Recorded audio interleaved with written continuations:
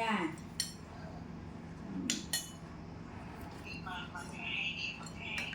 ra cái mẹ nó mặc hai á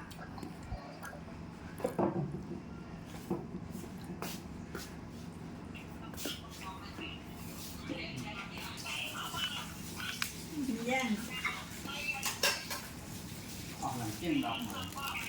dạ thường nói tình xa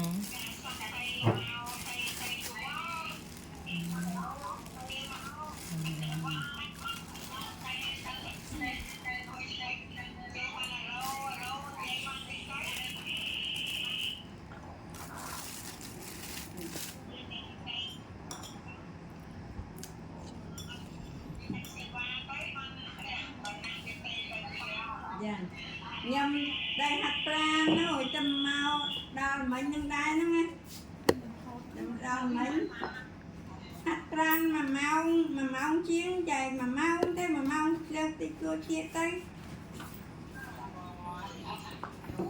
dạ bệnh như thôi như đấy nó bệnh như pin ai pin này việc ông này nó cái đáy